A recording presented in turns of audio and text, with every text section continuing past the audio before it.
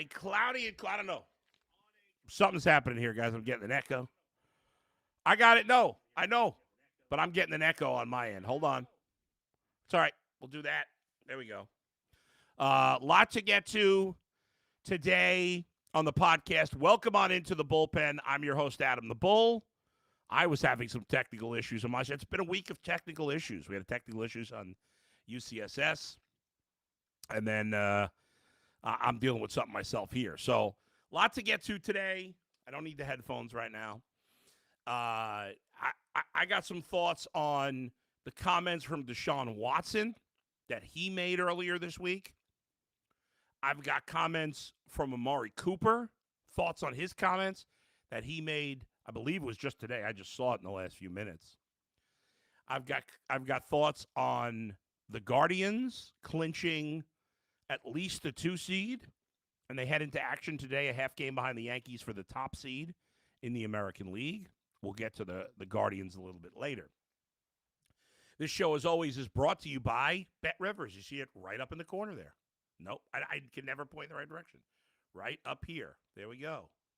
Bet Rivers. Why have I not been able to figure this out? I've been doing this for 2 years. Which way to point?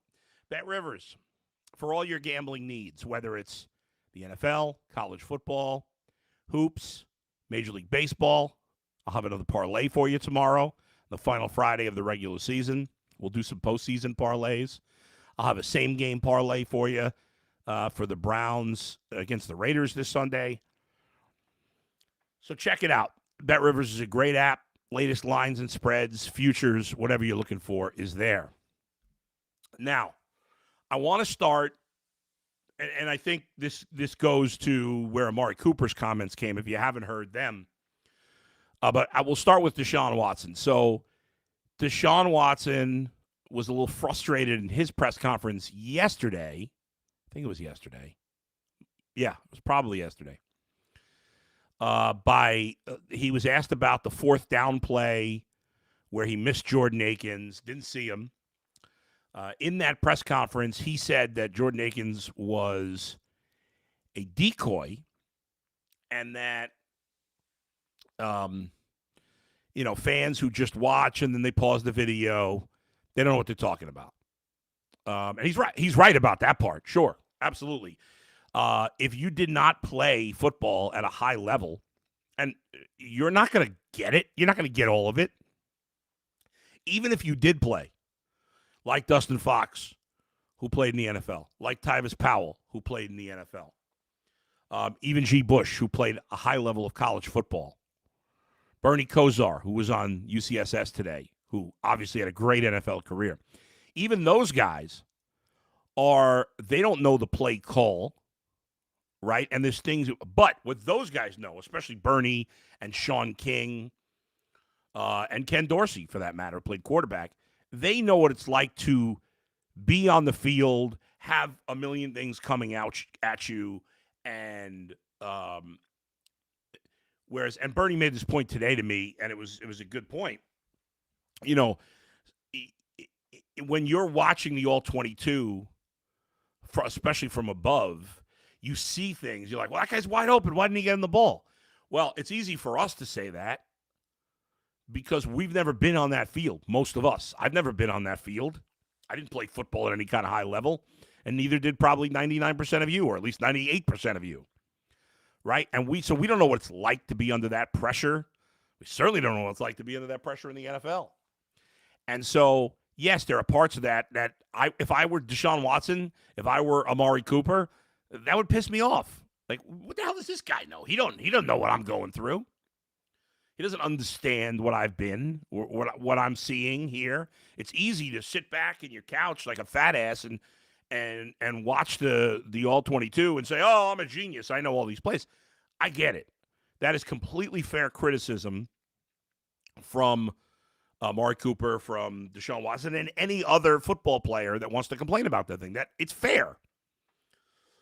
Are players overly criticized, overly looked over with a microphone? Sure, that's fair too. Now, part of the reason that happens, or the benefit of that is the reason players are able to make so much money is because of the obsession with football.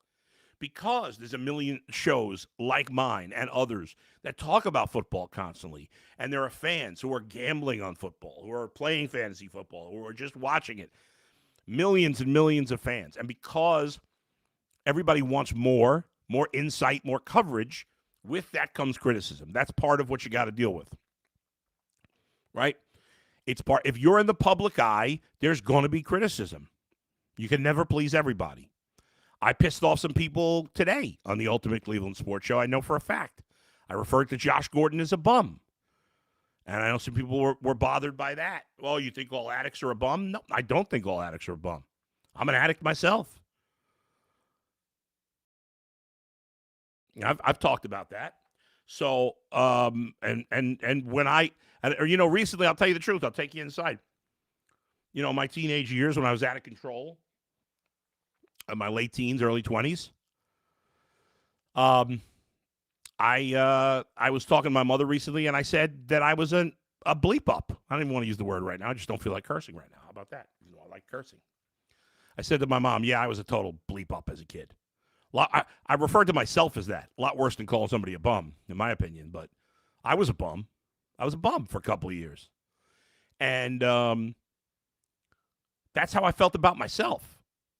And do I think all addicts, and I don't want to go on this for too long. I certainly don't think all addicts are bums. And my criticism of Josh Gordon really I really wasn't actively thinking about whether or not he's an addict. And I can't speak for Josh Gordon, whether or not he's an addict. But anyway, you're always going to piss somebody off, and people are going to get angry at you. I used to get like some players do, like some media members do. I used to get bothered all the time by people that would say nasty things to me. And just like with players, if you're in the media, and you do shows like this, you're going to piss people off. And over the years, I've gotten less and less bothered. I'm not going to say I never get bothered by anything people say. Once in a while, I still get annoyed. But I have to rationally realize that what are you going to do? People are going to be jerks. People are going to say mean things. I've said mean things. Sometimes you get caught up in the heat of the moment, you say mean things. I called Josh Gordon a bum because I was fired up. And Earl thought he was the most dominant player in modern Brown history. And I thought that was crazy. And I thought he wasted his career, which he did. So I called him a bum. Had I been calm and relaxed in the moment, would I use that word? I don't know. And I never intend to offend anybody, but sometimes people are going to get offended. I don't intend to, but it happens. I got to live with that because that's who I am. That's my personality. Sometimes I go crazy. But, so let me go to the Amari Cooper part of this before I get back to the Deshaun Watson part. Because Amari Cooper, there's a video today on Twitter, and I would play it for you, but I just saw it right before the show started. So, we didn't have time to get it put up, but Amari Cooper and Amari Cooper doesn't really say much, but in his press conference, and I don't know what led to the question, it might have been referring to this whole Deshaun Watson on that fourth down play, which we'll get back to. But Amari Cooper said, hey, we get serious criticism. You guys in the media don't get criticized like we do, which is true. I mean, that's fair. We don't get criticized as much. Now, we get criticized, certainly. I get criticized all the time, and that's fair. That's part of it. If I'm asking fans to support me, then I gotta be fair. And if you criticize me, then that's fair game. And same thing for players. Amari Cooper said sometimes media members ask stupid questions. I got no problem with what Amari Cooper said. Zero problem with it. He's right. I've ripped other members of the media, which is not good for my career. I know for a fact that I have cost myself a job because of being critical of other media members, because even though I admit that I get bothered by really nasty comments once in a while, generally, like some of the media members, you can't say anything to them and they block you on Twitter, even if you just disagree with what they're saying, which is crazy. I would never block somebody. I haven't blocked anybody in years. I don't block anybody anymore. But I would never be mad at somebody for disagreeing with me, even though I would fight with you and I would argue, not fight physically, but I'll debate with you. But I don't have any problem with what Amari Cooper said. He's right. Media members ask crap. I say that all the time. Who doesn't? You're watching, whether it's beat reporters asking the same stupid questions, whether it's the sideline reporter. How are you feeling in this moment? What were you thinking? And like, what? And players sometimes give stupid answers, just like reporters ask stupid questions. I've asked stupid questions before. Don't intend to, but it happens. And players give stupid answers sometimes. It's all part of the deal. And players got to be able to take some criticism within reason.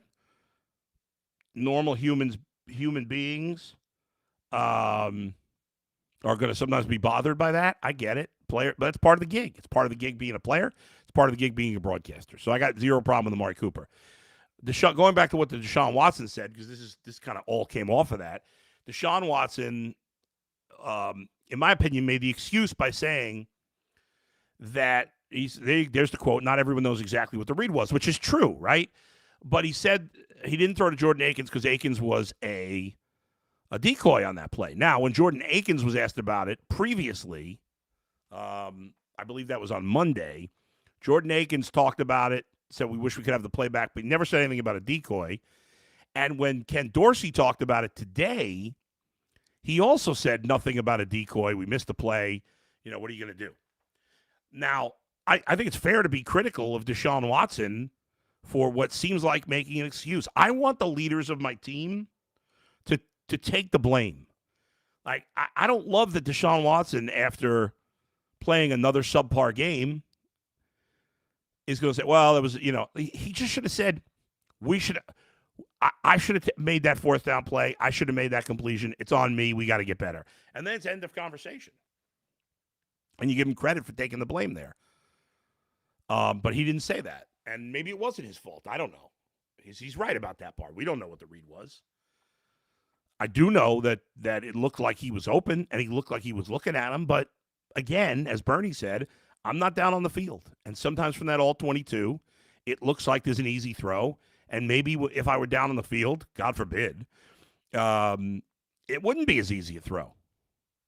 All I know is that Deshaun came off as being defensive, and his play has continued to be poor, along with everything else. There's nobody getting a pass on the offense.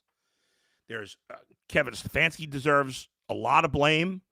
Week 1 was a disaster for the offense. Week 2 was serviceable. They ran the ball well. They seemed to go back to the extra tight end, the extra offensive lineman. It worked. Then they played the Giants, and they didn't do any of that, or very little. They used a lot of pre-snap motion in Game 2 in the win over Jacksonville. None of that in Game 3. Why did he go away from that plan? That was working. Why didn't he go do that against the Giants? I have no idea. So he deserves plenty of criticism. The offensive line, maybe living off its reputation coming into the season, has been absolute hot garbage across the board. Nobody's playing well. They're not protecting well enough in the passing game. They're not creating enough holes in the run game. It's been a major issue. Jerome Ford hasn't been good enough out of the backfield. The wide receivers, Amari Cooper played well this last game, but he did nothing the first 2 games.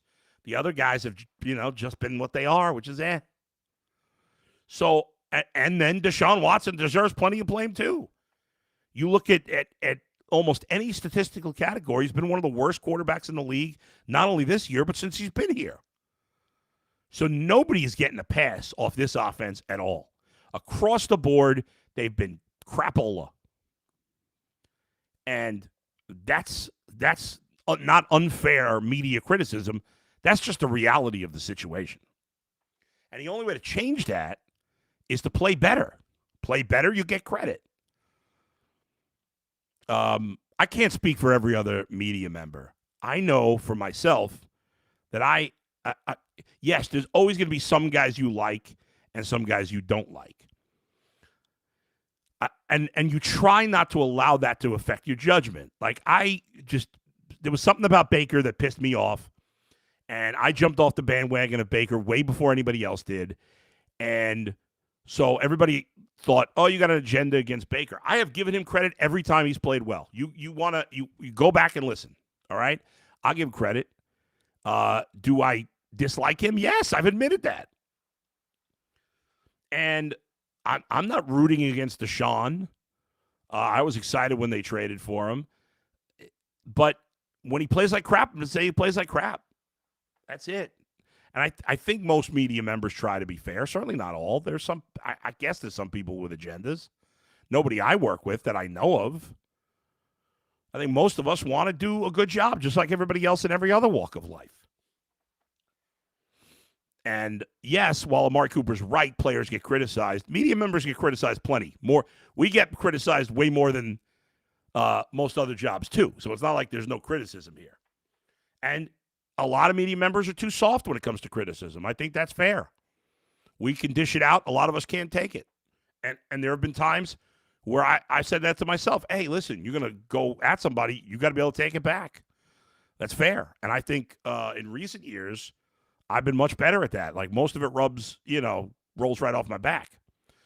But it's part of the deal. You just got to live with it. You got to be okay with it on some level. And so does Amari Cooper, so do the rest of the guys. But I got like I said, I got zero problem with what Amari Cooper had to say. Here's a quote from what he said. Obviously, we get scrutinized more than you guys do. That's true. But us guys and women get scrutinized more than many other professions. Not more than professional athletes, though. Definitely not. In terms of looking ahead to the game this week, as you see there at Bet Rivers, the line is now Raiders by 2. The Browns opened, I believe, as a 1.5-point favorite. And it's swung all the way to the Raiders by 2. The over-under is a very low 37 points. The Raiders, we were talking with your boy Q, who covers the Raiders for Locked On, and he was saying that the Raiders' run defense has been terrible. And obviously the Browns, when they had their most success so far offensively this season, is when they committed more to the run in Game 2, as we talked about a little bit ago. So I think that's going to be an important thing here. I think led by Jerome Ford and Deonta Foreman.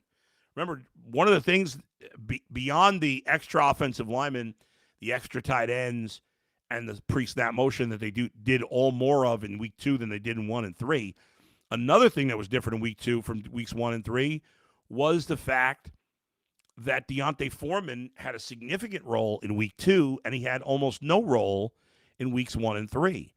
Deonta Foreman is a better between-the-tackles runner than Jerome Ford. Jerome Ford's better getting outside the tackles, and I understand you don't want to make it obvious what you're doing, but Deonta Foreman went from having a pretty solid Game 2 to not even barely playing in Game 3, which was very curious. And I think in this game early, you're going to want to, get that running game going against a run defense that has struggled in front of, frankly, a crowd that should be pro-Browns on the road. Mentioned we had on the guy from Locked On earlier. We spoke to him, and he said he expects the crowd to be 60% for the Browns in Vegas because a lot of fans, hey, it's a chance to go out to Vegas, an opportunity here. And so you should have a fairly friendly crowd. Get the ball going on the run. I'm obviously not usually let's run the ball guy, but in this case, with the passing game struggling so much across the board from the linemen to the wide receivers to, of course, the quarterback, I think it is imperative that the Browns run the ball early and often and with success. And hopefully this offensive line, if they're being told, hey, let's just blow them off the ball here. This is a Raiders team that has struggled to stop the run. Let's get it going. And, I mean, they got killed by the Panthers last week. If the Browns can't have success offensively against the Raiders, who got torched by Andy Dalton and Chuba Hubbard of the Panthers, I mean, come on. So, I'm not even asking for a huge game from Deshaun. I'm asking for a huge game from the running backs. But that's only going to happen if you give them an opportunity. And so I think we'll see a decent amount of running. At least I hope we see a decent amount of running the ball early. You see on the scroll there on the bottom, you got Thursday Night Football tonight. Cowboys at the Giants. The Cowboys are a 5.5-point favorite, which is funny because the game's in New York, and the Giants have clearly been a better team than Dallas the last 2 weeks. Obviously, the Cowboys beat the Browns in week 1. But since then, Dallas has played 2 terrible games. The Giants played a serviceable game against Washington and lost, and played a pretty good game against the Browns and won. So I still like Dallas, though, because I expect Dallas to bounce back, and I think the Giants are not as good as the team we saw last week. But Dallas has looked really bad. Really bad. But I would probably stay away from tonight's game in terms of the spread, but if I had to pick, I would take Dallas minus the 5.5, even though they've looked really poor. Because remember, we've just seen this time and time again, especially in this current NFL. From week to week, teams look totally different. The Carolina Panthers look like the worst team in football, and last week they go out and win. 2 weeks ago, the Raiders had a great come-from-behind win against the Ravens, and then they lose. Then they get crushed by Carolina. The Ravens blow a game to the Raiders, and then they destroy the Cowboys the week after. So you can't. All these things are hard to predict. You do the best you can with the most knowledge that you have. And so I would lean towards the Cowboys, but it's probably a stay away. There's other games that I like more over the weekend. We'll have some picks for you over the weekend. I want to get to the Guardians as well, but first let's hit the chat, see what some guys have to say. RDY70, sup, Bull. I'm going to go into the game this Sunday. I got a bad feeling about it. I don't have a great feeling about it either. Now, we got to see what Myles Garrett's status is. Myles hasn't practiced. But I got to assume Myles Garrett's going to play. He's not at 100%. He's dealing with multiple injuries, both feet. Now his Achilles. So Myles is just the straw that stirs the drink on the defense. It's that simple. Without him, and his thigh injury, I forgot about that one. Without him, they're going to get no pass rush, I'm afraid, against the Raiders. So we'll see what his status is. Obviously, we know Wyatt Teller's not going to play. We know David Njoku's not going to play. We know Nick Chubb's not going to play. We don't know about the tackles. Jed Wills told our own Jason Lloyd that he should be good to go. Don't know about DeJuan Jones. I always want to call him Draymond. Petonio, Jones, Hudson, all limited. Petonio's going to play. I don't know about Jones. I don't know about Hudson, but Hudson's not any good anyway. So it was something to keep an eye on. But no, I'm not. If I had to pick right now, I am kind of leaning towards the Raiders to win this game in a close game. Great Milenko. It just sounded like you were disappointed at him because Gordon was such a good talent and wasted it off the field. Yes, that's how I felt, Great Milenko. It wasn't my intent earlier on UCSS to crap on people that are addicts. I understand it's a disease. Trust me, I get it. My father ruined his life based on his addiction. I have addiction. I didn't like to say the word problem, but I have addiction issues myself. I am sympathetic to people with addictions. I'm just so bothered by Josh Gordon because it never felt like he gave a crap about anything. And it wasn't an indictment on addicts across the world, what I said. But it's fine. If I upset people, then so be it. I have to live with that. Shane, the Browns are in trouble this weekend. RDY70 says, at least I got my ticket for free. Chris MS, I really like the bullpen. Thank you, Chris. John in Cleveland, if we don't run the ball. Oh, John, I don't want to read that. John's taking running the ball very seriously. We all want the Browns to run the ball, John, but don't do what you're suggesting in that message. KS has given up on the run too quick. That's been an issue. That is a fair criticism, I think, of Kevin Stefanski bailing on the run a little too quick. Salesh Shastri, hello, Bull. I religiously watch your show and UCSS as a Cleveland fan from India. I remember that, Salesh. Thank you. It's great to think and hear Cleveland sports every day. Thank you very much. Excited about October. Yeah, so let's switch gears here to the Guardians. So the Guardians win again last night on the Jose Ramirez 3-run homer. And they clinched the first round by 2 nights ago by beating Cincinnati on Tuesday. They're off today. And the Guardians have 3 games left on the season. As I mentioned, I believe right in the beginning of the show, the Guardians are a half game behind the Yankees for the 1 overall seed. Now, it's not going to be easy because they have to finish ahead of the Yankees, not tied. The Yankees are 92 and 66. The Guardians are 92 and 67. Only teams with more wins. The Dodgers have 90. The Dodgers are 94 and 64. The Phillies are 94 and 65. You want to win as many games as possible, A, to get that top seed, and also potentially have a tiebreaker over the National League teams. Now, that's not going to happen against the Dodgers or Phillies, but what if the Brewers got there? What if the Mets got there? What if the Padres, who have 91 wins? That's part of the reason you want to keep winning. There's no reason to rest guys. You know, some teams will rest guys at the end of the regular season, but because you have 5 days off, because the Guardians' last game is Sunday, obviously in the regular season, and then they don't play again until the following Saturday, you don't need to rest anybody. Jose, and we'll talk more about Jose in a minute. We'll talk more about Clase in a minute, but whether it's Jose, Naylor, Kwan, who comes off the injured list and had the 2 hits and the homer yesterday, Naylor, as I mentioned, anybody in the bullpen. I don't have a problem with them getting as much work as Vogt thinks he needs to in this final series against Houston, because there's no reason to rest anybody because they're going to get 5 days of rest. I had mentioned on Tuesday, I think, that I wanted Tanner Bybee to potentially pitch on Sunday. He's not going to. I thought what's interesting is they're going to pitch Gavin Williams after an opener to get him used to pitching out of the pen, and they may use him as a weapon out of the pen instead of starting him, which means, as of right now, I think, Tanner Bybee's going to pitch game 1. He's going to do a simulated game next week. I think Matthew Boyd's probably going to pitch game 2.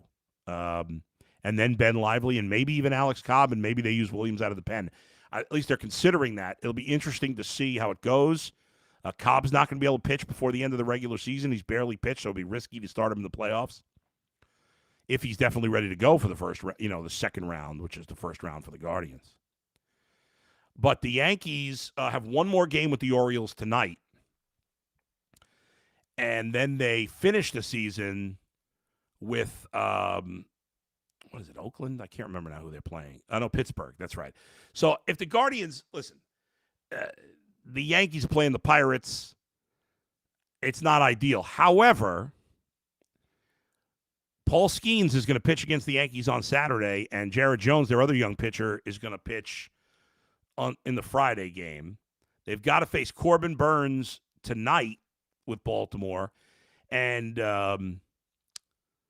even Bailey Falter's pitching for the Pirates on Sunday is not terrible. So they're facing some decent pitching, the Yankees. They lost Nestor Cortez.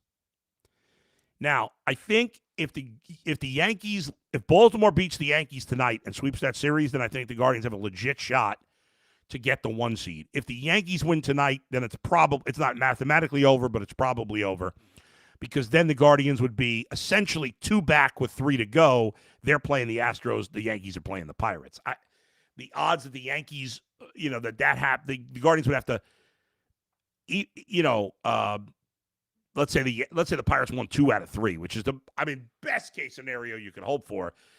It wouldn't be good enough if the Yankees win tonight, even if the Guardians swept. So if they're going to have any chance at the 1 seed, and probably in the end they will not be the 1 seed, but if they're going to have any chance, I think the Yankees need to lose to Baltimore tonight. Great pitching matchup there, by the way. Garrett Cole and Corbin Burns in that one. As for the Guardians, they've really righted the ship. It was good to see Kwan come off the injured list and play well. It'll be fascinating to see how they set up the rotation. We're going to see Joey Cantillo tomorrow. I kind of didn't bring him up with the rotation plans, although he's pitched very well. I'll be curious to see how he pitches against Houston on Friday. And then over the weekend, it will be Ben Lively on Saturday, and it will be Sunday. As I mentioned, it'll be probably an opener, and then you'll have Gavin Williams will pitch then. So anyway, that's their situation heading into the weekend. Now, a couple other things I wanted to hit on if you didn't see my tweets. Number one, let's start with Jose Ramirez, who hit that just massive home run after the Guardians had blown the lead. Jose hits a 3-run bomb.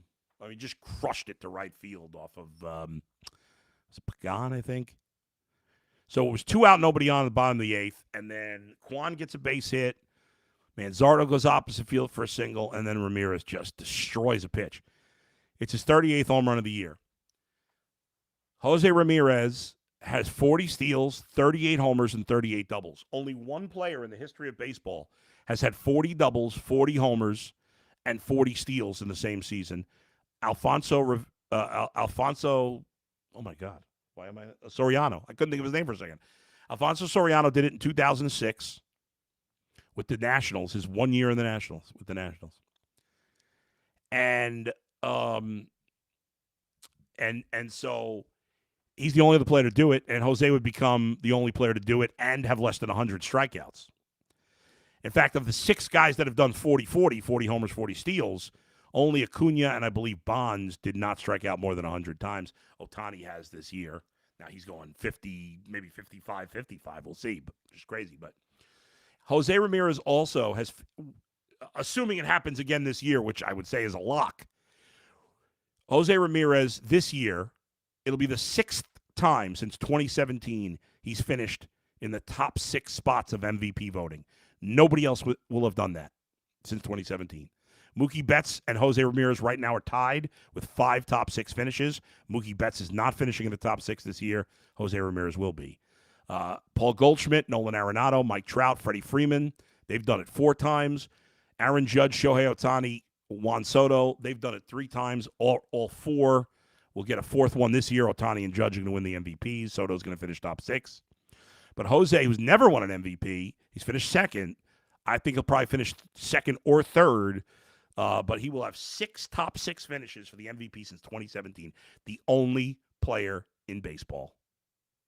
It's incredible. Somebody asked me today, would he be a Hall of Famer if he retired today? I think he's just shy. I think he's clearly on a track. You asked me today, will Jose Ramirez be a Hall of Famer? I'm going to say yes. But he wouldn't be if he retired today, I don't think. I think he's got to do it a couple more years. But there's zero doubt in my mind that that will happen, and eventually he will be a Hall of Famer. One other thing, Emmanuel Clase. Emmanuel Clase got his 47th save last night for the Guardians. Obviously, he's got almost 100 the last 2 years. 300, besides Clase, there have been 332 players in the history of the Guardians/Indians franchise. 332 players, not including Clase, have gotten at least 1 save in their Guardians/Indians career. And of those 332, only 10 of them have more career saves for this franchise than he had this season. Think about that. And if he gets 2 more, he'll pass Steve Olin, who is 10th. Well, Steve Olin's 11th because that includes Clase. But Steve Olin is 11th all-time in the Guardians saves in franchise history. And if Clase gets 2 more saves, his 1 season will be more than all but 9 other guys besides him if he passed Olin as well. And it's been absolutely remarkable what he has done. And you look, again, let's look at just the last 2 years. And remember, this guy's 26 years old. 26. He just turned 26 in March. Emmanuel Clase, the last 2, he's led the league in saves 3 years in a row. He's got 91 saves since the start of the 23 season. 91 saves. That is crazy. 91. And now you look at all-time Guardian save leaders. I think the last 2 years alone, I believe he has more than all but, I want to say 1. Guardians all-time leaders in saves. No, it's more than that. Only Cody Allen, Bob Wickman, Doug Jones, Chris Perez, Jose Mesa, and Michael Jackson. Forgot about Michael Jackson. Not that Michael Jackson. Only those guys have more saves in their Guardians career than Emmanuel Clase has in the last 2 seasons. And if by some chance Emmanuel Clase gets a save in all 3 games the rest of the year, he will tie Michael Jackson. So there's 6 guys over the last 2 years. But Emmanuel Clase is going to shatter he's already the all-time saves leader in Guardians history, but double by 8, I believe, now over Cody Allen. But he's going to go long past that. All right, let me get a few more comments in the chat. B. Skrills, Yankees own the tiebreaker over the Guardians. Yes, I said that. That's why the Guardians have to end up ahead of them, not tied. That 7-game skid is hurting us right now. In the end, if the Guardians end up with the 2 seed, it's not the end of the world. Steven Schwartz, Guardians are so much fun to watch. I do wish they were discussed a bit more in local sports talk. Hey, listen, I believe we're talking on UCSS, between UCSS, the bullpen here, and the Ultimate Guardian show. We're talking more Guardians than anybody else in town outside of the broadcast. Paramount says, Jose will lead us in October, Bull. Let's get ready for this amazing run. I really hope so. I want the Guardians so badly to make a long run in the postseason. Obviously, everybody's going to be very angry if they lose early and, they're cheap. And yes, they are cheap. And we're going to get angry about the negatives on the team because they're a flawed team. But the thing is, every other team is flawed. And the reason I'm so high on this Guardians team, and I'm going to make official playoff predictions early next week, but the reason I think they have an excellent chance to go to the World Series is because they have the best bullpen in the American League. They have the best defense in the American League. They're the best base runners in the American League. And while their starting pitching or lineup are not the best, they're good enough in those spots. And they're way ahead of these other teams. The Yankees' defense is terrible. Their bullpen's mediocre. Baltimore's bullpen mediocre at best. The Guardians just have an advantage there compared to most of these other teams. Kansas City's bullpen's not very good. So I really like the Guardians' chances, but it's a crapshoot in baseball, so you never know more than any other sport. RDY Clase was sweating a little last night. Yeah, he loaded the bases. Really rare. I think it was a walk and then a single and then another walk. Loaded the bases with nobody out, but then he got that line drive double play and got out of it without giving up a run. How do you view a matchup with the Astros if we faced them in the ALDS? I think the Guardians match up very well. Now, the Astros probably, have the best closer not named Clase in the American League. Their bullpen's solid. It's probably the closest one to the Guardians. Guardians still have an advantage. They don't have great starting pitching. Justin Verlander's not the same guy. Framber Valdez has not pitched quite as well this year. He's still good. The rest of their starters, they're okay. Nothing special. And their lineup is not what it's been in the past. It really isn't. And their best player, or one of their 2 best players, Yordan Alvarez, is hurt. I don't even know. We'll see what his status is. So I think the Guardians match up well with the Astros. John, they can do it. Go all the way. Yes. If the Guardians win it all, are you going to the parade? Absolutely. I went to the Cavs parade, and I'm much more into the Guardians than I am the Cavs, and I had a great time at the Cavs parade. Paramjot, I'm not high on the Yankees. I think they're losing the first round. Listen, they could. Just like the Guardians could lose early. Technically the Guardians and Yankees won't play in the first round. It's the second round. But I get what you're saying. The Yankees could end up playing the Orioles. And they could very well get knocked out. Sure. Bull, you still think the Guards should have done more during the trade deadline? Absolutely. Absolutely. They should have done more. I'm not saying it's going to necessarily cost them. They should have done more. Ashley, go Guardians. I would like to witness Diamondbacks versus Guardians in Arizona. I also think it would be the lowest viewed World Series. It would not be great ratings. That's true. All right, thanks, everybody, for joining me. As always, went long, little 40-minute show today, so I hope you all enjoyed. Thanks for sending the messages. Thanks to Z and Max for the graphics and producing the show today. I will be back on Sunday after the Browns play the Raiders, so probably, 7th, probably around 8 o'clock, I would think, give or take a little bit. Be on around 8 o'clock doing the post game there. So join me for that, and then I'll have another pod again on Tuesday, of course, next week. Thanks, everybody. I appreciate the support, and I'm fine with the criticism. It's all fair. Amari Cooper's right. We'll talk to you next time. Where else but right here in the bullpen with Adam the Bull, brought to you by Bet Rivers. See you, everybody.